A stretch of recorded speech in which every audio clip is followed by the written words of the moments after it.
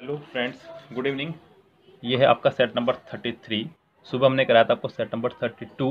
Set number 33 के साथ में आपसे मिलते हैं अब नेक्स्ट सेट पे। चलिए, ज़्यादा समय बर्बाद ना करते हुए आपका चलते हैं हम लोग आज के पहले क्वेश्चन पर। सेट नंबर 33 का जो पहला क्वेश्चन है वो है, आई was taken with surprise when I saw the beautiful Taj Mahal. यानी कि बड़ा आश्चर्य हुआ उसको देख करके जब उसने देखा खूबसूरत ताजमहल। यहाँ पे सेंटेंस में आपका पहले ही पार्ट में मिस्टेक है। सेंटेंस जा रहा है पैसिव में क्योंकि बी की फैमिली के साथ थर्ड फॉर्म आई हुई है। बी की फैमिली के साथ में अगर थर्ड फॉर्म आई हुई है तो समझो सेंटेंस पैसिव में है, और अगर सेंटेंस पैसिव में है तो आपको यहाँ पे विद की जगह बाय लगाना होगा। क्या लगाना होगा? विद की जगह by. I was taken by surprise when I saw the beautiful Taj Mahal. Yes, यानी कि इसके बी पार्ट में मिस्टेक हो जाएगी। हालांकि कंपल्सरी नहीं है कि पैसिव सेंटेंस में बाय आए ही आए, लेकिन अगर प्रीपोजिशन आए तो बाय आए। यस, ऐसा भी कुछ कंफर्म नहीं है कि हमेशा बाय ही आएगा। कुछ वर्ब ऐसी हैं जो अपने साथ अलग प्रीपोजिशन लेकर चलती हैं। यस, वो कौन सी प्रीपोजिशन है वो अलग ही है। कुछ वर्ब ऐसी हैं जैसे कि नॉन हो गया, टेल हो गया, ये अपने साथ अलग प्रीपोजिशन लेकर चलती हैं।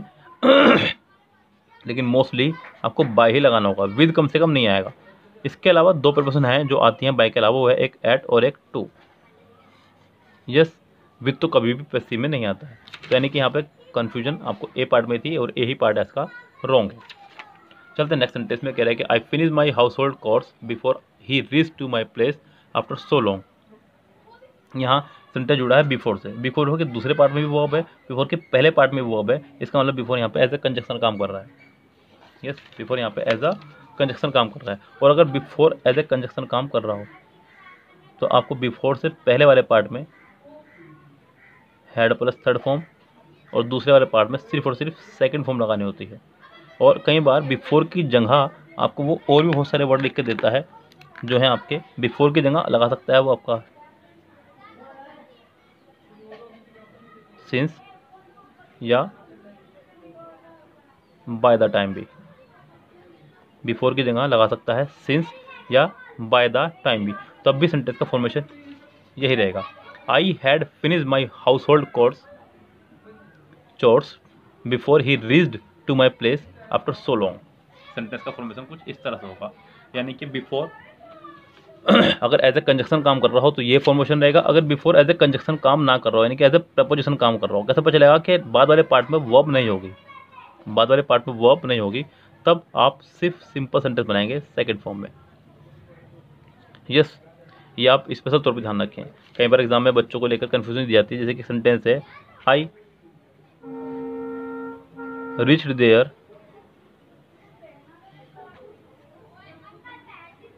before long, तो यहाँ पे बिफोर के बाद कोई वर्ब आई ही नहीं है, तो इसका मतलब यहाँ पे बिफोर आपका एक प्रपोजिशन की तरह काम कर रहा है।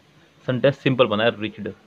अगर यहाँ वो अंडरलाइन कर दे तो मुझे पक्का पता है मोस्टली बच्चे यहाँ पे हैड रिच्ड लगाने वाले हैं, ये ध्यान रखें आप। लेकिन आप उन मोस्टली बच्चों में शामिल ना हो। आप मेरे स्टूडेंट हैं, आपको मेरे अंदाज में सेट सोल्व करना है। यस, यहाँ पे हैड रीच नहीं लगाना है जो कि गलत होगा। अगर बिफोर के बाद वाले पार्ट में वर्ब है तो ही ऐसा करना है जैसे ये पहले कराया गया, वरना ऐसा नहीं करना है। सिंपल सेंटेंस बनेगा, ये ध्यान रखें आप। Sentence number third, being a dash doctor he never shirk work. Shirk का मतलब होता है काम चुराना, जी चुराना, काम से जी चुराना। वर्ड है आपका, सेंटेंस आपका वोकेबलरी बेस्ड। ऑप्शन है कॉन्शियस, काम के प्रति ईमानदार, कॉन्साइंस, सचेत, अंतरात्मा से चलने वाला, कॉन्साइंस अंतरात्मा ही है खाली। अगला है कॉन्साइंसियस, यानी कि काम के प्रति ईमानदार। और कॉन्सेंसस का मतलब होता है सचेत या सावधान। तो यहाँ पे इसका आंसर हो जाएगा कॉन्साइंसियस, यानी कि बीइंग अ कॉन्साइंसियस डॉक्टर, यानी कि अपने काम के प्रति ईमानदार होने के साथ साथ वह अपने काम से जी नहीं चुराता है। The meeting was presided dash by the chairman. अब यहाँ पे सेंटेंस को बनाया गया है पैसिव। यस, बी की फैमिली प्लस थर्ड फॉर्म, पर सेंटेंस पहले से पैसिव है और बाय भी है। तो ये सेंटेंस हालांकि खत्म हो सकता था यहाँ पे, लेकिन कुछ वर्ब ऐसी हैं जो अपने साथ फिक्स्ड प्रपोजिशन लेकर चलती हैं। यस, उनमें से एक आपके प्रिसाइडेड, प्रिसाइडेड के साथ में ओवर आएगा, यानी कि किसी चीज़ को ख़त्म करना, संचालन करना। The meeting was presided over by the chairman, यानी कि खूब अच्छे संचालन किया गया मीटिंग का चेयरमैन के द्वारा। सेंटेंस नंबर 5 वोकेबलरी है सिनोनिम्स। पहला वर्ड है वैक्यूलेट, हिचकिचाना, घबराना। कंटिन्यू, लगातार जारी रखना। प्लेफुल, यानी कि चंचल मन। कंक्लूसिव, निर्णायक। ई रेजुलेट, ई रेजुलेट का मतलब यहाँ पर हो जाएगा, रेजुलेट होता है एक वर्ड जिसका मतलब होता है रेजुलेट मतलब दृढ़।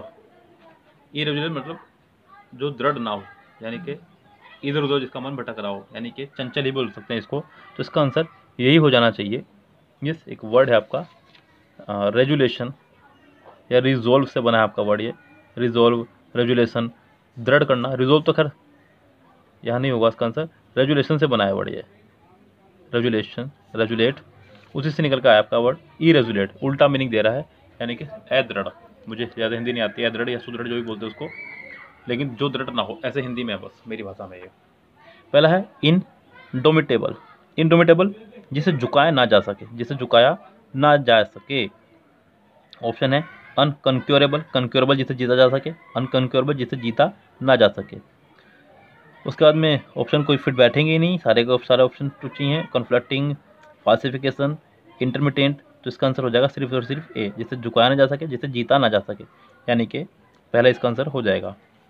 अगला ऑप्शन है आपका एंटोनिम्स का, एक्सेंचुएट, यानी कि इसका आंसर हो जाएगा आपका कमज़ोर या धीमा करना किसी को, किसी को कमज़ोर या धीमा करना। तो यहाँ पे पहला वर्ड है स्ट्रेंथन, मजबूत करना। अगला है इनफीबल, फीबल मतलब होता है कमज़ोर, इन मतलब बनाना, किसी को कमज़ोर बनाना। अबेट, धीरे धीरे कम करना। एक्वाइट, किसी को आरोप से बरी करना। तो इसका हो जाएगा अपोजिट वर्ड स्ट्रेंथन, किसी को मजबूत करना। अगला है फेकंड, फेकंड का मतलब होता है उपजाऊ। तो ऑप्शन है यहाँ पे प्रोलिफिक, तो ये तो होने से रहा क्योंकि इसका मतलब भी उपजाऊ होता है। स्टेराइल, बंजर। अगला है नेसेसिटेट, जरूरी, और उससे अगला वर्ड है टर्मोइल, अशांति। तो यहाँ पर हो जाएगा इसका आंसर स्टेराइल, यानी कि बंजर, अनुपजाऊ। The thin end of the wedge, ये आपका इडियम्स है। चलते हैं ऑप्शन के साथ है, पहले मैं इसको सेट कर दूँ। The thin edge of the wedge, thin edge मतलब किनारा, ऐसा किनारा किसी चीज़ का जो नुकसानदायक हो, हानिकारक हो। Start of harmful development. To accept the gauntlet, gauntlet बोलते हैं दस्ताने को, लोहे के दस्ताने को, यानी कि लोहे के दस्ताने से पहनना या फिर उससे लड़ना, लोहे के दस्ताने पहने हुए व्यक्ति से। To accept the challenge, to accept the challenge. Sentence number 11, एक ही फॉर्मेशन पे सेंटेंस लगातार आ रहे हैं बार बार। The reason of her outburst in the party is yet unknown. तो यहाँ पे रीजन ऑफ की जगह यहाँ पर रीजन फॉर आएगा, फिक्स प्रपोजिशन के साथ में चलेगा, फ्रेजल वर्ब मीनिंग है यहाँ पे। The reason for his her outburst in the party is yet unknown, जो रीज़न था उसके अचानक से पार्टी में रोने का या फिर कुछ भी करने का, वो अभी तक भी जो है अननोन है। The reason for her outburst in the party is yet unknown. Sentence number 12, I left my job because I did not agree to the company's appraisal policies. Company की पॉलिसीज से संतुष्ट नहीं है। यस, कंपनी यानी को चला रहा है व्यक्ति, उस व्यक्ति की पॉलिसी से संतुष्ट नहीं है, ऐसा कहना चाह रहा है। यस, ऑप्शन में हमारे पास बहुत सारे ऑप्शन है। पहला ऑप्शन है एग्री के साथ टू, किसी बिहेवियर के लग सकता है, इस स्वीकृति देने के लिए, बिहेवियर के लिए किसी के। एग्री अबाउट, किसी चीज़ के बारे में। एग्री विद, किसी व्यक्ति के साथ में। और एक और ऑप्शन यहाँ पे एग्री ऑन, उसको भी देख लेते हैं वो क्या, मैं यहीं लिख देता हूँ उसको। यस, एग्री ऑन, किसी बात पर सहमत होना, किसी बात पर सहमत होना। और एक और होता है एग्री एट, किसी प्रपोजल से, ये बिहेवियर से, ये किसी प्रपोजल से। यहाँ पर आपका आ जाएगा एग्री विद, और कोई ऑप्शन यहाँ पे फिट नहीं बैठ रहा। Agree on, agree at, agree to नहीं आएंगे, सिर्फ और सिर्फ आ जाएगा एग्री विद। अब बारी है वन वर्ड सब्स्टिट्यूट की। चलते हैं पहले वन वर्ड पे। स्पीकिंग विद स्टैमर और लिस्पिंग, तुतलाते हुए बोलना। लिस्प बोलते हैं तुतलाने को, स्टैमर मतलब हकलाने को। पहला ऑप्शन है आपका मेलिक्वेंट। मेलिक्वेंट मतलब उत्साह के समय, उल्लास में, एक तरह से कह सकते हैं। डेंटिलोकेंट कुछ चीज़ों को दांतों से बोलने वाला। फैटिलोकेंट दिखावा। और स्टोरिंग यानी कि तुतलाना। एक्सेसिव डिज़ायर टू वर्क, काम को करने की बहुत ज़्यादा ललक, हड़क, तो उसका आंसर हो जाएगा एर्गोमेनिया, सनकीपन। पूरे दिन जो काम में ही बिजी रहता हो, सिर्फ काम ही काम, काम ही काम, काम ही काम, इसके अलावा सब कुछ ना दिखाई तो उसे बोलते हैं एर्गोमेनिया। यस, ये आपके मेनिया से जुड़े वर्ड हैं। एमबी की बुक में ये शुरू में ही मेनिया और फोबिया दोनों इकट्ठे ही हैं, आप उनको वहाँ से पढ़ लीजिएगा। बहुत सारे मेनिया और बहुत सारे फोबिया हैं, मुझे भी मोस्टली याद नहीं है, तो ये मुझे था पता इसका, तो मैंने आपको बता दिया। चलते हैं आपके नेक्स्ट प्रोसीजर पर, जहाँ पर आपको बताने हैं कि इसमें से मिसस्पेल्ड कौन सा है। यस, चलते हैं वन बाय वन। पहला वर्ड है पर्टिनेशियस। पर्टिनेशियस, PERTINACIOUS, यानी कि स्पेलिंग ठीक है, इसका मतलब होता है जिद्दी। यस, अगला है डेमाक्रेशन, DEMACRATION, ये भी ठीक है। डेमाक्रेशन मतलब किसी चीज़ का सीमा तय करना। अगला है टेम्परामेंट, ये तो बिल्कुल सही है, TEMPERAMENT, किसी की मन की दशा ज्ञात करना। और उससे अगला वर्ड है सर्पीचियस, SURR, यहाँ पे 2 बार आर आना चाहिए था, यानी कि इसका डी पार्ट ही मिस्टेक है। अगला ऑप्शन पर चलते हैं। पहला वर्ड है ट्रूचरी, दगाबाजी करना किसी से, TREACHERY, यानी कि ठीक है। अब उससे अगला वर्ड है रेफरेंडम। रेफरेंडम की ही स्पेलिंग गलत है यहाँ पे, REFERENDUM, REFERE, के बाद यहाँ पे ई होना चाहिए था। रेफरेंडम मतलब लोगों का समूह, लोगों के द्वारा लिया गया मत, यानी कि जनमत। सुप्रेशन और रिजेम्बलेंस, ये बिल्कुल ठीक है दोनों, यानी कि यहाँ पे बी, और इसका आंसर हो जाएगा आपका डी, BD। चलते हैं PQRS पे। ऑप्शन पर चलेंगे पहले, क्वेश्चन पर चलेंगे बाद में। PQRR, यानी कि S से स्टार्ट, सेंटेंस नहीं होगा। सेंटेंस में चलते हैं सीधा ऑप्शन पे। हमने ऑप्शन पढ़ लिया है, PQR S से स्टार्ट नहीं होगा, S से स्टार्ट हो भी नहीं सकता, बिकॉज कंजक्शन है शुरू में ही। यस, चलते हैं सेंटेंसेस पे। अगर सेंटेंस को मैं पी पार्ट देखूँ तो पी में भी वाइल आया हुआ, वाइल एक कंजक्शन है, कंजक्शन से कोई सेंटेंस स्टार्ट नहीं हो सकता, यानी कि इसका आंसर बी भी नहीं हो सकता। अब या तो क्यों या फिर are. The oil industry was the prime target of a sweeping privatization drive launched after the breakup of the Soviet Union. The Russian government has failed to do for its people even a fraction of what the Soviet Union, with twice the population, did with the revenue generated from oil. Oil industry was the prime target of a sweeping privatization drive launched after the breakup of the Soviet Union. The Russian, Soviet संघ के अंदर आपका आता है रसिया। तो पहले बात होगी सोवियत संघ की, उसके बाद बात होगी आपकी रसिया की, यानी कि पहले आएगा क्यू, उसके बाद में आएगा आपका जो भी आना है। क्यू आपका सिर्फ और सिर्फ एक में है, यानी कि सेंटेंस स्टार्ट होगा आपका ए, यानी कि क्यू से, यानी कि इसका आंसर हो जाएगा आपका ए। चलते हैं नेक्स्ट पे। नेक्स्ट में पहले ऑप्शन, बाद में आपका देखना है सेंटेंस। PQRS, यानी कि चारों से स्टार्ट हो रहा है, यानी कि अगर आपको सिर्फ और सिर्फ पहला पार्ट पता चल जाए तो आप सेंटेंस में मजे ले सकते हैं। The recent reduction in interest rate in the US and the injection of liquidity have resulted in investors seeking new avenues such as commodity markets in view of the turbulence in financial markets and the low returns in treasuries. The relatively easy liquidity and low interest rates by themselves make holding of inventories attractive and thus induce volatility in commodity markets.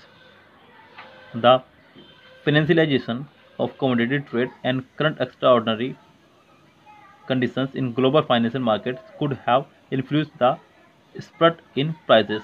The weakening of the US dollar, US dollar का weekly होना। तो यहाँ पहले बात हो रही है finance की, यानी कि सेंटेंस में सबसे पहले आपका आएगा are, the financialization of commodity trade and current extraordinary conditions. Sentence start होगा आर से, उसके बाद जो भी आएगा, आर के बाद जो भी आना चाहिए आ सकता है, क्योंकि सेंटेंस में सिर्फ आपको पहला सेंटेंस ढूंढना है, उसके बाद आपका काम आसान है। पहला पार्ट मिला, सेंटेंस इजी हुआ, तो इसका पहला पार्ट हो जाएगा आर, यानी कि इसका आंसर हो जाएगा डी। सेंटेंस के चलते हैं नेक्स्ट ऑप्शन पे। नेक्स्ट है आपका एक्टिव पैसिव, यानी कि I hope that I shall win the dance competition.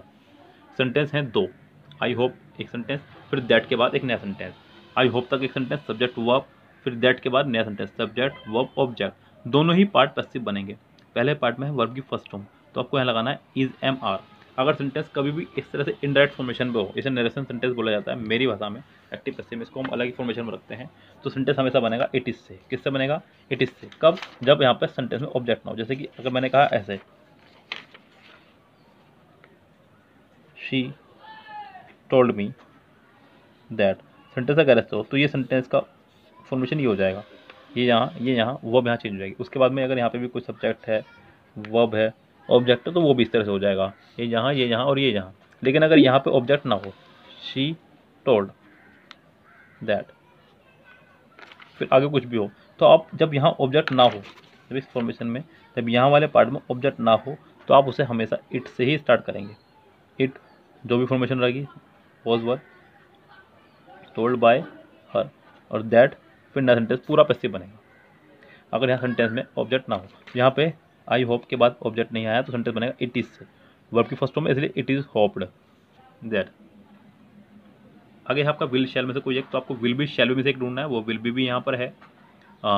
Win के बाद में जो है वो ऑब्जेक्ट कहलाएगा। This dance competition, the dance competition will be won by me, पहला ही ऑप्शन सही होगा, आगे चलने की आपको कोई आवश्यकता है ही नहीं। यस, यानी कि इसका आंसर हो जाएगा ए। चलते हैं नेक्स्ट पे, जो कि है आपका नरेशन सेंटेंस।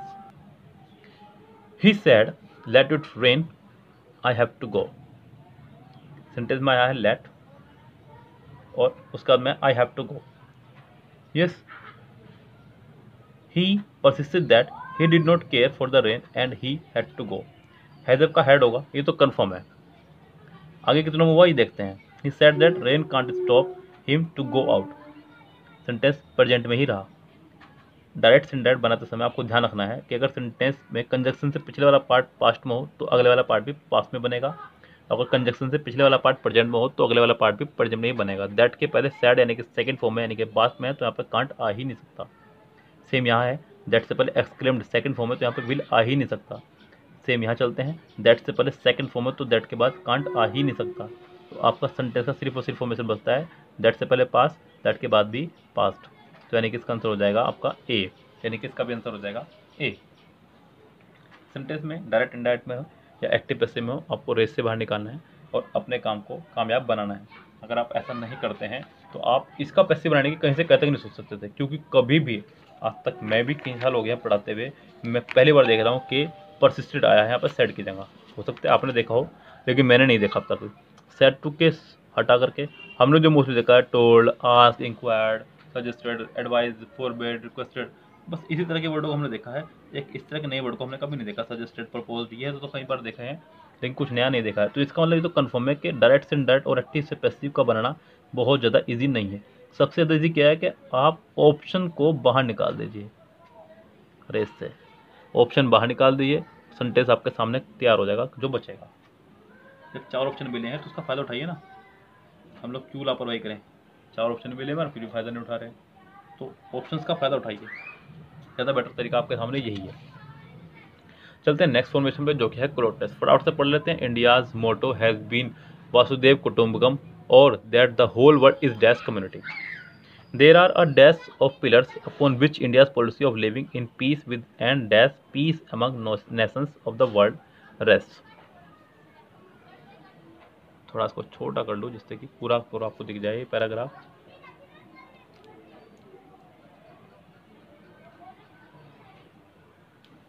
अभी दिख रहा है? यस।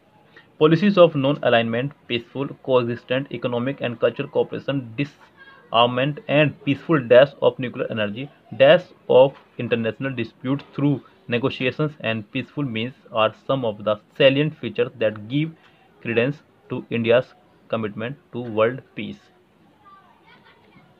चलो चलते हैं सेंटेंस की फॉर्मेशन पे। अब चलते हैं फटाफट से ऑप्शंस पे। पहले इंडिया का जो मोटो है वो है वसुदेव कुटुंबकम, यानी कि पूरे के पूरा भारत जो है वो अपना परिवार है। और that the whole world is, और ये पूरा वर्ल्ड भी जो है डैश है, क्या है? One, distinct, essential, significant. ये पूरा पूरा वर्ल्ड जो है एक है, तभी तो परिवार बनेगा। जब सब जने एक हो जाएंगे तो अभी तो कोई चीज़ फैमिली बन पाएगी ना, तो यानी कि इसका ऑप्शन हो जाएगा पहले का 1, यानी कि ये कंफर्म हुआ। और मेरी एक बात को आप हमेशा ध्यान रखिएगा, यानी कि अगर आप क्लोज टेस्ट में कभी भी एक क्वेश्चन भी सही कर पाएँ, आपको जिस पे पूरा भरोसा है कि हाँ ये तो कंफर्म है, आप बाकी 4 पे रिस्क ले लीजिएगा और 10 वालों में 2 पे, बाकी 8 पे रिस्क ले लीजिएगा। अगर ये 8 गलत हो भी गए तो आपको कोई नुकसान नहीं हुआ, लेकिन ऐसा होगा नहीं कि 8 के 8 ही गलत चले जाएंगे। बहुत ही किस्मत अगर ख़राब हो तो ऐसा होता है, लेकिन ऐसा कभी नहीं होता कि 8 के 8 ही गलत चले गए या 4 के 4 ही गलत चले गए। अगर आप इसका तुक्का बैठे ना, तुक्का बैठे, सबका ए भी लगाएं। अगर मान लीजिए मैं किसी भी ऑप्शन को उठा लूँ यहाँ से कि मैं एक तो मेरा सही चला गया, चलो मैं सबका ए लगा दूँ, पहले का भी, दूसरे का भी, तीसरे का भी, चौथे का भी, तो आप देख रहे होंगे कि 24 का भी ए ही आंसर है। तो यानी कि एक और सही हो गया आपका तुक्का भी। अगर सबका बी भी लगाऊँ तो भी एक सही हो रहा है, सबका सी भी लगाऊँ तब भी सही हो रहा है, सबका डी भी लगाऊँ तब भी सही हो रहा है। तो यानी कि आप लक बाय चांस भी खेल सकते हैं, लेकिन छोड़ नहीं आना है। छोड़ के अगर आ गए तो समझो ये 4 नंबर आपके लिए खत्म, आपके पेपर रहेगा सिर्फ 95 मार्क्स का। अगर मैं इसमें यहाँ छोड़ दूँ उसको तो पेपर सिर्फ 20 मार्क्स का रह जाएगा मेरा। चलो मैंने कर भी दिया तो 21 मार्क्स का। अब मैं कैसे उम्मीद कर सकता हूँ कि 21 मार्क्स यानी कि 42 में से मेरे 46 मार्क्स आ जाएंगे? उम्मीद नहीं कर सकता हूँ कुछ भी। एक करने के बाद मैं उम्मीद कर सकता हूँ, डाउटफुल रह सकता हूँ अपनी कंडीशन पे। तो यहाँ पर आ जाएगा 1। There are a dash of pillars. यहाँ पर अगर हम गौर करें तो देयर के बाद एक वर्ब आई है जो कि है आर। देयर के बाद जो वर्ब आती है वो देयर की नहीं, वो उसके बाद वाले के हिसाब से होती है। There are a dash of pillars, a numerous, a number, a many, a lot. एक फॉर्मेशन आप पढ़ा होगा आपने, अ नंबर ऑफ और the number of. A number of के साथ में प्लूरल नाउन, प्लूरल वर्ब, इसके साथ में प्लूरल नाउन, सिंगुलर वर्ब। तो यहाँ पे अ नंबर ऑफ का ही फॉर्मेशन है जो कि प्लूरल वर्ब है, प्लूरल नाउन है। तो यहाँ पर आपका आ जाएगा numbers. There are a number of pillars upon which India's policy of living in peace with and dash peace, disturbing, allowing, generating, promoting. यानी कि यहाँ पे आपको पीस को पैदा नहीं करना है, पीस को बढ़ावा देना है। तो there are a number of pillars, बहुत सारे ऐसे पिलर्स हैं, अपॉन विच, जिस पर इंडिया की policy of living in peace with, शांति से रह रही है और शांति को बढ़ावा दे रही है पूरे के पूरे वर्ल्ड में। Policies of non alignment, peaceful coexistent economic and culture corporation, disarmament and peaceful dash of nuclear energy. Peaceful dash of nuclear energy, तो यानी कि हमें न्यूक्लियर एनर्जी का जो है शांति प्रत्यय से क्या करना चाहिए, यूज़, डिसरप्शन, सोर्सेस, नेगोशिएशन। चलो चलते हैं, फुल स्टॉप के बाद चलते हैं। पॉलिसीज ऑफ, मैंने हमेशा आपको बताया है कि प्रपोजिशन के बाद वाले पार्ट को कुछ नहीं मानते। यस, प्रपोजिशन के बाद वाले पार्ट को आप कुछ ना माने। सेंटेंस में आपको वर्ब ढूंढनी है। क्या ढूंढनी है आपको? वर्ब। यहाँ पॉलिसीज यानी कि नियम कानून of non alignment, peaceful coexistent economic and culture corporation, यानी कि इसको तो ख़त्म कर दें हम।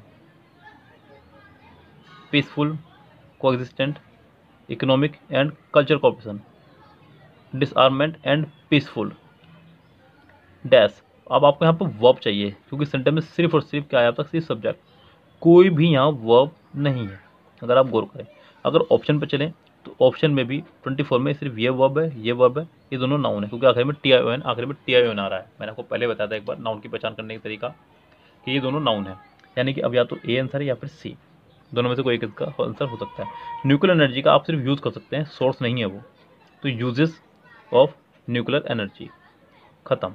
Dash of international dispute through negotiations and peaceful means are some of the salient feature that give credence to India's commitment to the world peace. तो dash of the international dispute, disputes को हमेशा किया जाता है, सुलझाया जाता है। Urge, requirement, settlement, enchantment. तो सेटलमेंट किया जाता है, डिस्प्यूट यानी कि झगड़ों को हमेशा किया जाता है सेटलमेंट। तो जितने भी इंटरनेशनल डिस्प्यूट्स हैं उनका सेटलमेंट किया जाना चाहिए, ऐसे भी कह सकते हैं आप इसको। यानी कि इसका आंसर हो जाएगा आपका सी। यस, तो ये था आपका आज का सेट नंबर 33 CGL का प्री टेस्ट। अब नेक्स्ट सेट के साथ मिलते हैं कल सुबह आपसे 8 बजे। फिलहाल लेते हैं आपसे विदा।